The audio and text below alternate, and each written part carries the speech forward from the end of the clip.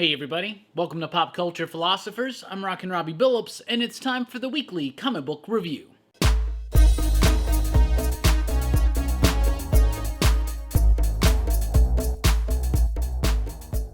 That's right, everybody. Thanks for checking out the video. I am Rockin' Robbie Billups. This is the weekly comic book review. It's the show where I read a lot of comic books, and I'll let you know what I thought about them, and we always start with the pick of the week. This week's pick of the week, haha, number 3. Haha, number 3 makes the pick of the week. So this is 2 out of 3 issues that have made the pick of the week from haha, and as Meatloaf says, 2 out of 3 ain't bad. Haha, number 3, just continuing the trends established by issue 1 and issue 2. A self-contained story that's got a little bit of a comedic tinge to it. It's got a little bit of a tragic lean towards it. And I loved it. Thought it was great. This is the mime issue. I've been looking forward to this one because I knew it would be a near-silent issue.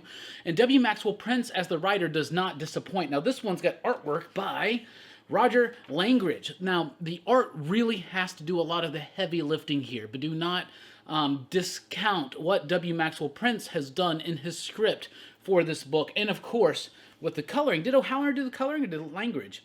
Langridge did the coloring himself. So this is a book about a mime. So like I said, mostly silent. The art really has to really lift and carry a lot of the storytelling, but it does it exceptionally well. It's cute, it's charming, it's fun, it's a little bit light, but at the same time, it's got one of those tones throughout it, and especially in certain scenes that are definitely W. Maxwell Prince worthy.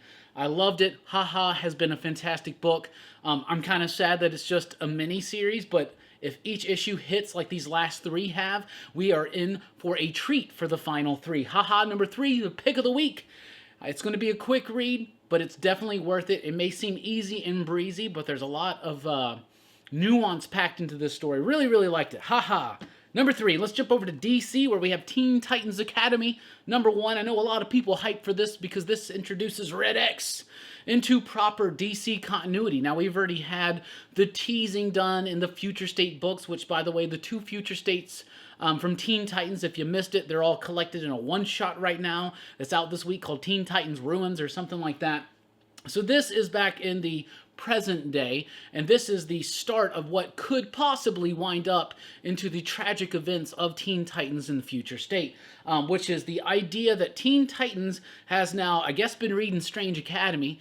I guess they've been reading X-Men. I guess they've been reading, Harry Potter, and so they want to have their stab at it too, So the Teen Titans decide to take new, young, fresh, talented heroes and bring them into Academy so they can start training them. Now, the whole premise and the whole sell behind this book is that one of them will become Red X. Well, apparently Red X, is it Red X? Is that the character's name? Anyway, one of these characters is going to be this character, which apparently, from the Teen Titans animated series, people that y'all all know who that is. I don't. And here's the thing that's annoying to me about this, is this book presents that Red X has been around, there's a past, there's a history. I'm pretty sure that they are referencing the animated series. That's what people are telling me, but I didn't read that, and I think a lot of old school Teen Titans fans may not have read that, but it seems a little weird.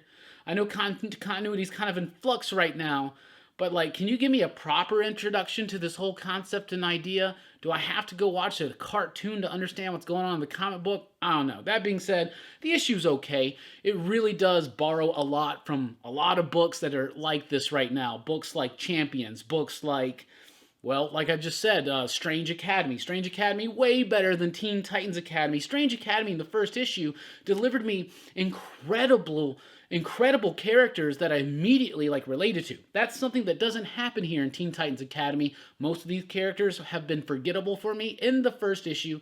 We'll see where it goes. It wasn't super bad, but my experience with it was just kind of lackluster and left me wanting a whole lot more for a book that is so hyped. Teen Titans Academy, number 1 out this week. Then we got a new Harley Quinn book. Y'all know how I feel about Harley Quinn. But you also know how I feel about Stephanie Phillips. I think Stephanie Phillips is a really solid writer. I think she did a fantastic job on the Harley Quinn Future State book, so I was excited to see what she's going to do with this one. I was not disappointed. I have not been a Harley fan, and now that she's on this path of redemption, trying to be a hero, that could be even more obnoxious and annoying to me. But it's not. Riley Rossmo does the artwork here, and I know a lot of people are not going to be quite down for the style, but it's quirky and zany enough for me that it works for Harley Quinn. I have actually liked Rossmo's work a lot. But this one, it's firmly cemented in Gotham, in what's going on right now. Harley's trying to make amends. She's trying to do the right thing, but, you know, she's also just wanting a little help from Batman and the family as well. Altogether, I thought it was a great job with the character, great job artistically, setting a new direction, and an exciting fresh start for Harley Quinn. Now, this is going to probably turn a lot of people off that are more akin to seeing certain type of artwork in Harley, but I really like this book. It totally got the character exciting for me, and I enjoyed it. So Harley Quinn #1 out this week. Detective Comics 1034. Let's celebrate. Dan Mora is here, officially on a main flagship Batman book. This is Detective Comics. Okay, so this is Mariko Tamaki, Jordi Belair, and Dan Mora. The exact same creative team from Dark Detective. And by far, Dark Detective was one of the best Future State books for me. And this, turning the page back, going to the present, we got a new mayor, we got the rise of the magistrate. How does it all start coming up? We've seen this referenced in Batman, now we're seeing it referenced in Detective Comics. Dan Mora's line work, his exciting and captivating angles and perspectives, and just the way that he designs the page and composes everything and just flows the story right across. Jordi Belair's coloring, oh my goodness, not doing the wild cyberpunk type stuff that was appropriate for Future State, but a little bit more grounded, but at the same time, still wildly, exceptionally cool, moody, atmospheric, dynamic. Everything about this book popped. It was a lot of setup. By the time you get to the end of it, you're like, wait, what was going on with the end there? And it's all right, though. It was a fun, solid start to the new Batman run. And like I said, it has some of the best art. Like right now, with Dan Mora and Jordi Belair, and then Jorge Jimenez, and is it Toru Moret? Holy cow, some of the best artists are working on Batman right now, and we are in a glorious age artistically for Batman. Detective Comics 1034 is here. I loved it. It's $4.99. It's got a backup story, Robin. It's the last of the two-part Robin story. The first part was in the last issue of Batman. This one, though, a very satisfying conclusion that leads right into Joshua Williamson's Robin #1, and the end of this, the end of the Robin story, got me very excited. 90s DC fans are going to be very excited. Batman Superman #16 is here. So Batman Superman is a book that has meandered around for a while without a sense of identity or purpose of existing aside from just working on the brand of Batman and Superman. So now we got Gene Luen Yang joining up. We got Ivan Reis doing the artwork. That's interesting. So you move him from Superman to Batman Superman. It seems like that's a demotion, not with what this story is. So Batman Superman now is going to be a book that's going to focus on team-ups of the world's finest from different realities, different multiverses. The way that this story is set up is really cool, actually. I liked it a lot. So you got like a film reel going across, right? And the first story, the top story, is a Superman story from another reality. And you can read that and follow it all the way through. And then at the bottom is a Batman and Robin story from a different reality than this Superman story. And none of them are part of Earth Prime, which somehow that will get concluded and tied into it. And both stories do matter to each other. Let's just say that. I really like the experimentation with the process. We've seen something like this before. It's nothing new and super innovative, but I did really like the approach that was taken with this book. I thought it had a lot of fun. It felt like when I was a kid watching cheesy old superhero movies or superhero cartoons like Super Friends or something. It kind of felt like that. It had that energy. The characters were resonating, even in their different realities, slight differences, but the way it all comes together, I thought that was actually really well done. Batman Superman #16, pretty solid. Action Comics 1029 is here. This is the continuation of Philip Kennedy Johnson and Phil Hester's story that was started in the last issue of Superman. So now it is a direct continuation. So if you are reading Superman, you need to read Action Comics. You got to read both of them because this is part 2 of the story. And I like it. I like the story. It's really still focusing on the idea of what it's like to have your child realize that you're infallible, or that you're not perfect, or that, you're mortal, right? And this is something Superman's dealing with Jonathan. Jonathan's grown up now, and Philip Kennedy Johnson's really wanting to explore this idea of identity and expectation amongst a father and a son. So not only is it about Superman, feeling like, I can't mess up in front of Jonathan, but what's it like when you're a kid and you notice for the first time that your parents don't know what they're talking about, or that your parents don't have it all figured out, or that your parents aren't just the heroes that you expect them to be. That's a theme that's explored here in Action Comics to some degree of success, not completely successful, but it was pretty good. Lots of narration, great action. Phil Hester, I love his artwork. I've loved his artwork for a long time. Super cool talent in the industry. So I like this, and like I said, it's not going to take much to get me hyped for a Superman book post-Bendis, because Bendis' stuff just dragged on for me so much that this is a breath of fresh air. I'm excited to see what they have in store. There is also a long-term setup that happens towards the end here, and that's something I direly needed out of this run of Superman and action really, really quickly. Batman Black and White issue number 4, right? Is this issue 4? Yes, this is issue number 4. Better than issue 3. Not as good as issue 2 or 1, but some really solid artwork and some really solid stories. So we got a story in here, first of all, by Josh Williamson and Riley Rosmo. And that was interesting. It was a little like, oh, that's cutesy, whatever. I get what you're trying to do there. There's a story in here by Carl Kerschel that was awesome. I really, really like that story. That one's called Davenport House. There's the Green Deal, Chip Zdarsky, Nick Bradshaw. It was really cool to see Nick Bradshaw. There's the Davenport story I was telling you about. I really like that story.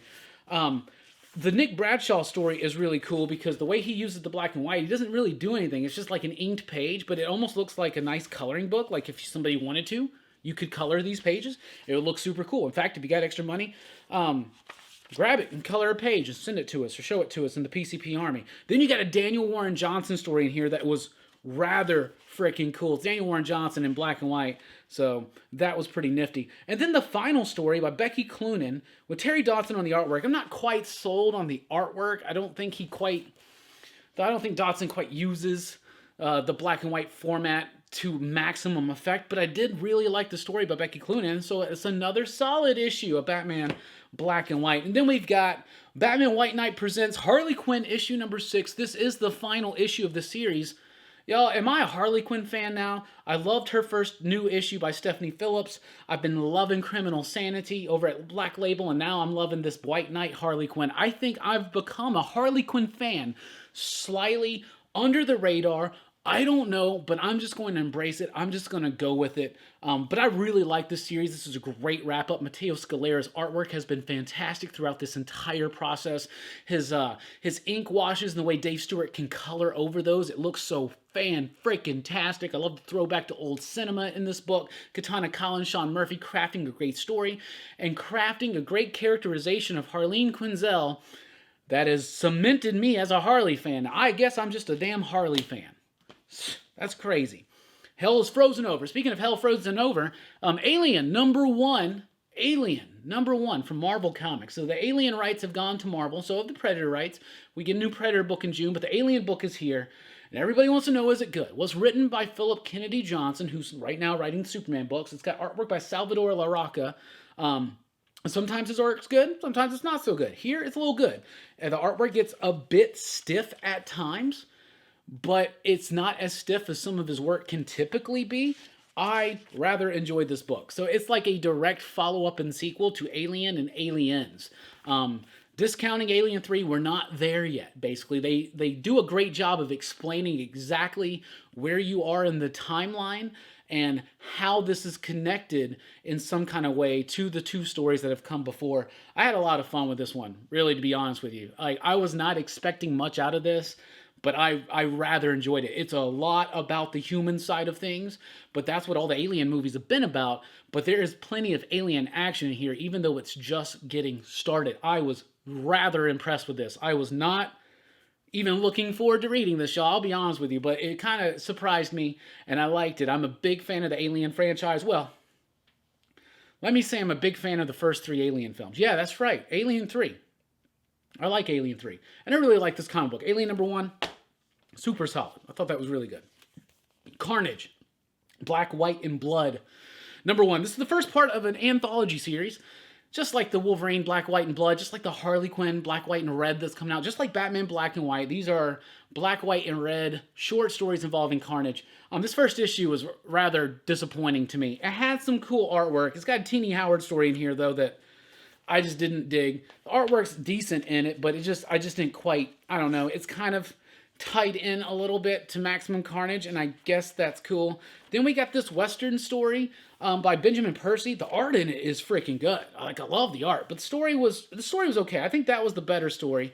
Then you got this Al Ewing, John McCrae story, and it's wild and zany and it's weird. They feel like you're able to tell whatever story you want, I guess, using the idea of Carnage or whatever. We got some really exciting stories coming up, including a Rom V story that he talked about when he was here on the channel with us, and a Donny Cates story. But this first issue, not impressive. Not impressive at all. Amazing Spider-Man 62. Yeah, I like this issue of Spider-Man. I mean, I want to talk some smack about it because it seems like you guys like it when I talk smack about Spider-Man, but I can't. I really like this issue. Why do I like this issue? Because it's not completely dripped and based in this whole bullshit about Kindred. It's in there.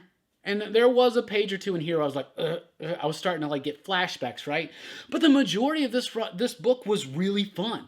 Some great stuff with J. Jonah Jameson, with Robbie Robertson, with Robbie's son Randy. Y'all know Randy. Anyway, Boomerang, Gog. I really like this issue. This is the Nick Spencer Spider-Man I like. I want more issues like this. Fun, but still with high stakes, with consequences, with drama, with great supporting characters and great work being done there. Boomerang. If they took Nick Spencer off Spider-Man, I wouldn't cry. But they would, if they gave him a Boomerang book, I'd be 100% into it. I really like this issue of Spider-Man. Amazing Spider-Man 62.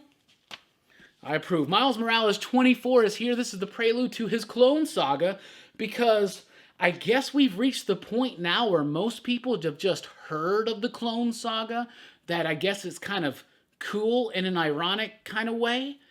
I don't know, but they're setting up a Miles Morales Clone Saga. Why? Anybody who lived through the Clone Saga, like me, why would anybody want to repeat that? Okay? But I don't think they're going to quite repeat that. Or obviously, you're probably going to be dealing with a 6 to maybe a 12 at most issue story, not 5 years of craziness, right? Of trying to fix it. Because that's what happened with the Clone Saga. They had some good ideas, they went a bit too far, and then they just spent a couple years just frantically trying to fix it over and over and over. It's almost like the DCEU. Miles Morales Spider-Man 24, though, pretty solid issue. It's basically a hangout session between Miles and Kamala, so Miss Marvel and Spider-Man, and that's cool. They're building on some things there, spinning out of the Outlawed stuff and Champions. I haven't been reading that, but I feel like I can jump back into it when Danny Lord takes over in the next issue. But Miles Morales Spider-Man 24 was pretty cool. It was decent. It was a nice little one-and-done issue, but it did have some setup at the end that does set up the Clone Saga. Clone Saga's coming. King in Black, it's not over yet because of the delays or whatever, but we got the Scream one-shot. It was all right. I really like the artwork in it. This is done by Chapman, the Clay McLeod Chapman, yeah. So if you were reading the Scream series, the short-lived Scream series, this is pretty much kind of like the coda to that. So if you've been following that story, you want to follow the character, here you go. Not essential. None of these one-shots or tie-ins or miniseries are essential to understanding King in Black, but at least you actually do have some null action in here. So that's kind of cool and neat.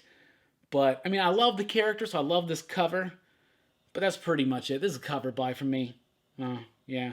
King of Black Scream number 1. It's okay. It's okay. Savage Avengers is here with issue number 19. This is the final part of their King of Black tie-in. And I'm glad. I'm glad for it. You've had Kev Walker on the artwork here, and I'm not the biggest fan of his work. He's the artist upcoming on the Predator book. I'm a little nervous about that, but I think Marvel's going to make sure it's polished. This feels a bit rushed. Sometimes Kev's work can really work. Sometimes it doesn't work for me. It doesn't work for me in Savage Avengers. It doesn't feel like this is the book that came before. Like, I loved Savage Avengers as I reread it, because the PCP Army, y'all kept telling me, read Savage Avengers.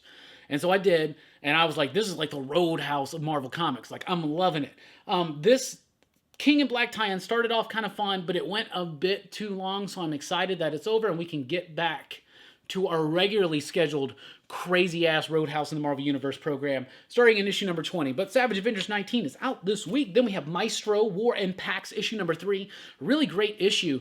I'm loving this War Pax series so much more than the series that came before. I just hated the whole idea of Hercules being the Maestro and Hulk having to overtake him, and then that's how he becomes the Maestro. It just didn't seem as sophisticated is what the Maestro, like the Hulk Maestro, is worth, you know, like as an origin story. But this is really cool stuff. They tie into some things. Peter Davis able to reveal some things, kept still in the shade from his run, throw back to his run, and still do something new and interesting and cool. Even if you've never read the Peter Davis stuff from back in the day with the Pantheon and the merging of the personalities and all that stuff, you can still just enjoy this book and have fun with it.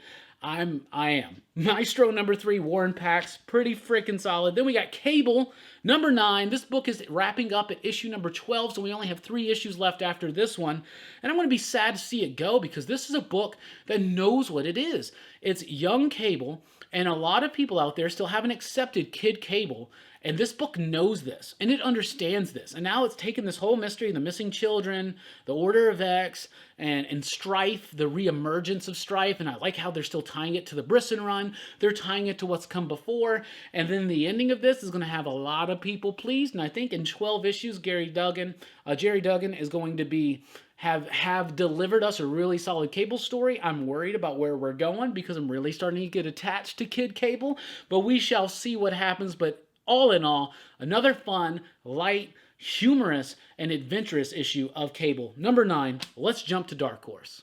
And from Dark Horse, we have Lady Baltimore number 1. This is the continuation of the Baltimore saga from creator Mike Mignola. Christopher Golden as well. We get artwork by Bridget Connell, Michelle Matson, rounding out that team on the colors, Clem Robbins on the lettering. I am a big hardcore Mignola fan, and I loved Baltimore. So Lord Baltimore is about this like grizzled one-legged dude who is like fighting this vampire infestation in Europe in like during the time of like World War I. This is set up in like 1938. It's a little bit later. Baltimore is dead and he's gone, and now his wife, Lady Baltimore, has taken up his mission. But of course, she's using a lot more support. So if you read this book and you've never read Baltimore before, you may feel a bit lost, but it's okay. This is the legitimate start of a brand new franchise, kind of tied into it. Baltimore never really quite caught on like Hellboy did, I think due to a lack of a very strong artistic vision throughout its series. Ben Stenbeck was the very first artist, and that stuff was amazing. But then he left to do other work with Mignola. And I just felt like Baltimore never quite recovered, but it still was a series I held near and dear to my heart, and I'm very excited to see it continue with Lady Baltimore, The Witch Queens, number 1, first part of a 5-issue series, hopefully continuing a whole new era of Baltimore-esque stories. It does tie into the original stuff. I would encourage you to check it out if you want to, but this was pretty fun, and if you're a Mignola head like me, definitely a must-read. Lady Baltimore, The Witch Queens, number 1 from Dark Horse. Also from Dark Horse, we have the final issue of Barbalian, The Red Planet, issue number 5. This is from the world of Black Hammer. This is very much a John Jones character. It's also a story about isolation. It's a story about fighting for your right to exist as who you are. And they're taking the story of the out-of-place alien, and with the character being a gay person, like it ties his story into the gay community story back in the 80s. So during the rise of the AIDS epidemic and the struggle for equal rights and equality, human rights, shit like that, right? This really captures that. It really has such a solid ending. Gabriel Hernandez Walta, of course, amazing artwork. Jordi Belair on the coloring. But you got Tate Bromball and Jeff Lemire crafting a story with a near perfect ending, completely establishing the character, bringing his arc to a close and setting him up for the Barbalian that we know and love, but also just rounding out the entire story, the entire theme, the entire message. Very impactful, very important. Barbalian, Red Planet number 5, very well done, so worth it. Bitterroot is back. Bitterroot number 11 is here, the kickoff of the 3rd arc. I love Bitterroot. It's like, think about the show Supernatural if it involved like more of an extended family set in the 20s and it was a black family and it was actually like well done, like really well done. And the monsters looked like monsters. They just didn't have weird teeth or whatever. But I'm very excited to see the return of Bitterroot. This is being developed as a movie or TV show or something like that. I've had the opportunity to meet Chuck Brown and Sanford Greene. Got him to sign my trade paperback 1. Haven't met David F. Walker yet, but I love these creators. I love this book. I love these characters. We are now in a completely different zone for Bitterroot. Book 3 is starting. So much has been built. So much has been built up with the characters, with the mythology, with the lore of the world, and new things have been introduced, and they're really keeping us on our toes. The artwork by Greene is absolutely fantastic. Hassan Osman El Howe is here as the letterer, and Sophie Dodson is the color artist. I freaking love this book. Seriously. Black family in Harlem fighting demon infestations. If you have not read Bitterroot, you need to. This book is awesome.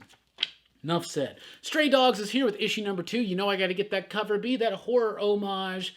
Right there, Pet Sematary. Love that cover. Love the issue inside too. What if Don Bluth did a cutesy murder mystery, but right in the vein of something like Silence of the Lambs or Seven? They said that this is like All Dogs Go to Heaven meets Seven. Yeah, and it is. It's not quite as dark or grotesque as Seven or Silence of the Lambs could be, but it's definitely got that psychological thriller vibe to it with the combination of a Don Bluth animated movie. So the artwork is very animated. I know a lot of people didn't like the first issue because of the artwork. That's fine if that's not your cup of tea, but that's the whole point of this book. They're trying to make it look like an animated film from the 90s, but still tell a very adult, mature story about horrendous murder. Anyway, Stray Dogs number 2, I loved it. I think Tony Fleecs, Trish Forster, and the rest are doing such a great job with this series. They're making these animals still feel like they're cartoon dogs, cartoon talking dogs, but I'm actually, the emotion is there, the resonance of the characters is there. I am captivated by the story. I am worried for these animals. I love this book. Stray Dogs number 2, super, super solid. And that might be my cover of the week just because I love a good horror homage cover. The Scum Bag is here with issue number 6, kicking off the 2nd story arc. Amazing. One of the most amazing things to me about Scum Bag is that each issue has a completely different artist. And even though I notice, because I'm expecting it, it doesn't hinder the flow of the story. It still has this very distinct identity and presence, and that's amazing. Bingal does this, the artwork here. He is the collaborator with Rick Remender on Death or Glory, or they are. I don't know if it's a he, she, or they. I don't know. But the Scum Bag number 6 kicks off the next arc fantastically well. There's still a lot of things left dangling from the first arc, some pretty heavy things, and they're dealing with that, but it still has a very loose, fun, and rambunctious sense. And this book is taking shots at all different directions and all different sides, and I'm just freaking loving it. The artwork is great, and I've even seen most people not even realize that there's a different artist each issue, and that really just goes to show you how strong the story is, how entertaining it is. And entertaining it 100% is, at least for me. This is not a book for everybody, but it is definitely a book for me. I'm having a lot of fun with this one. Scum Bag number 6, amazing. Then we have Aftershock here with Shadow Doctor number 2. What an amazing issue. Shadow Doctor is a true story, I think, that is written by the grandson. I think it's written by the grandson. Maybe I'm misremembering that. However, it's a true story about this dude. He's a black doctor back in the 20s or the 30s, right? It's the 20s, right? And he's having no chance. He can't go to med school. He can't get a loan to open up his own practice. So he goes to his old employer, Al Capone. And Al Capone really respects this dude. And this issue is Al Capone's journey into helping this dude out.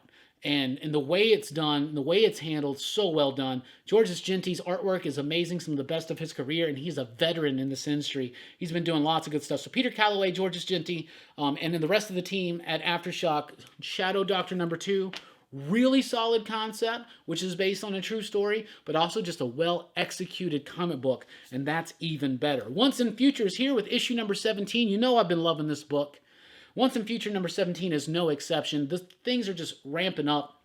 You're starting to get more of the idea of what Gillen's doing, about the idea of characters in the story playing mythological or folklore-based characters of the Arthurian legend, right? They're getting more heavy into that. Knights and dragons, you know, we took a little sidestep into Beowulf and Green Knight territory. Now we're right back into Lancelot, and wow, Lancelot's like creepy and scary, and the action, Dan Mora, Tamara Bonvillain, some of the best artwork you will see on a comic book page this week is in the pages of Once in Future, and if you don't believe me, you just don't know. You gotta read this book. It's amazing. It's adventurous. It's fun. It's got high stakes. It's got drama. It's got a romance. It's everything you want. It's like the most pitch perfect, polished, mass audience adventure movie out there is Once in Future in comic book form.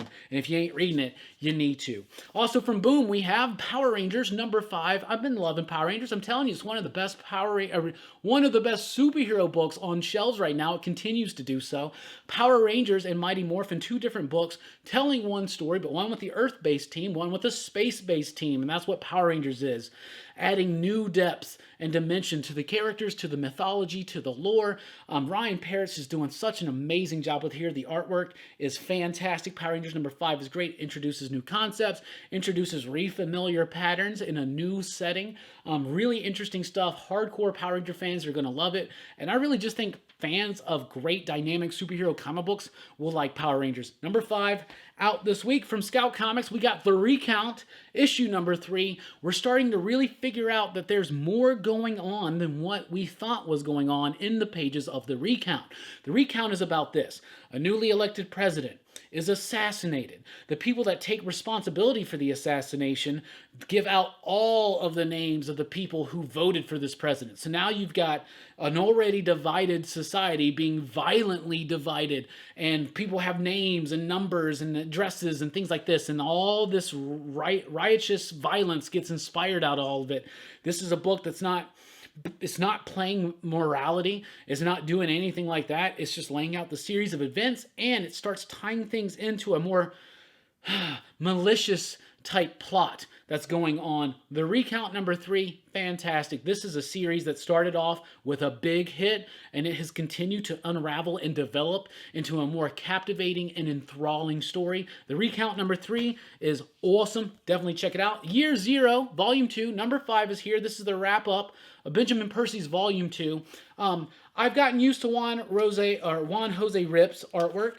I really like the simplistic stylized artwork from the first volume, but this one, a little bit more detail, a little bit more what people are looking for out of a zombie book. And all the stories wrap up here, and they wrap up in a decent way. I don't think they were as strong as the initial one, but there were bits in here that I really liked. I love the story about the pregnant girl in the Costco or whatever. That was probably my favorite out of these. So they're just nice, fun little vignettes that are told within the midst of a zombie apocalypse. And so zombie fiction is kind of over and done with, it feels like, just so much of it. But lately I've been rewatching the Gates of Hell trilogy by Lucio Fulci, so who am I to say that I've seen too many zombies? Year Zero, though, Volume 2, #5, pretty solid ending to a pretty solid story.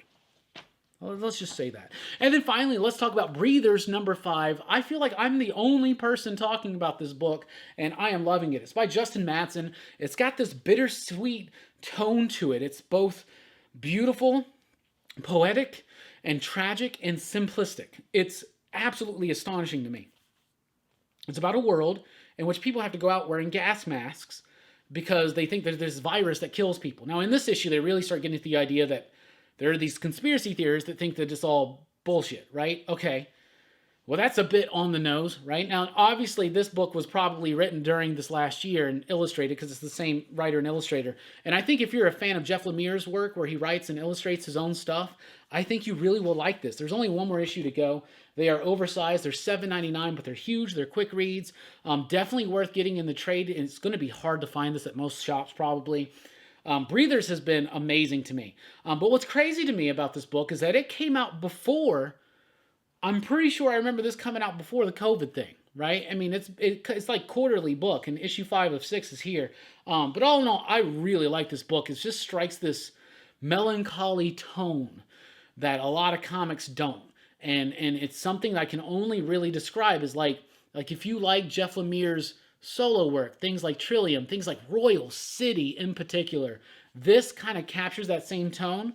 And of course, Jeff Lemire did a variant cover for issue number 1, so I guess he's at least aware of the book. But Breathers is really cool, and now it's starting to get a bit too on the nose, or should I say, on the mask. Anyway, that's what we read this week. What'd you think about it? What are you reading? What are you digging? Let us know in the comments down below. Thank you so much for checking out the video. Please be sure to like, share, and subscribe. Join us over at popculturephilosophers.com for podcasts, blogs, and a whole lot more. I've been rocking Robbie Billups. Thanks for rocking with us. Keep on reading. This one's for you, David. Station.